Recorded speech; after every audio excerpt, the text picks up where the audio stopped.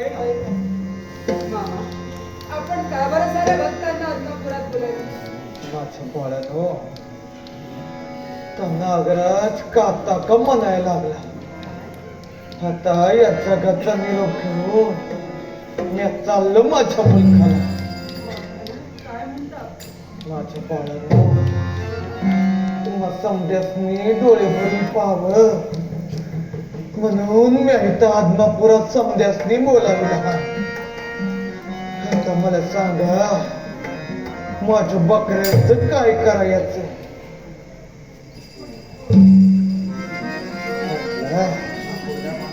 माझ्या बकऱ्या तेवढ्या तुझ्या नावानं करून दे बाबा. तुमचा बकऱ्या मला काय करायचं आहे? नाही ते आम्हाला जमणार. नका. तू घेतोस तुझ्या नावानं बकरी लिहून. नग मामा न. तुमचं कारभार म्हणजे हत्तीचं मड आहे बड आणि ते माझ्यानं नाही पेलायचं. नग मामा. अरे मग माझ्या बकऱ्यांचं करायचं तरी काय? मामा, मी काय म्हणतो, तुम्हाला झेपेल तोपर्यंत तुम्ही सांभाळा. नंतर आम्ही ती विकू आणि निपाणीच्या हायवेवर एक हायस्कूल बांधू आणि त्याला तुमचं नाव देऊ. बघा बोललास ना होय बाबा. शिंगाडी, आता मी काय सांगतो ते समध्याने ऐका. मला माझी बकरी ऐकायची नाही. मामा, हे चालायचं तरी कसं? चालायचं कस? हे चालायचं की नाही चालायचं ते म्या बघतो आता. हा अरे सकाळीच्या नो, तुम्हाला जो पातूर जमता येईल तो पातूर माझी बकरी सांभाळा. म्हणजे ज्या दिवशी जमनास होईल त्या दिवशी द्या माझी बकरी आदमापुराच्या डोंगरावर सोडून. तिथल्या दगडधोंड्याने जर माझी बकरी सांभाळली नाही तर बालधनगर हे जगात नाव सांगायचं नाही म्या.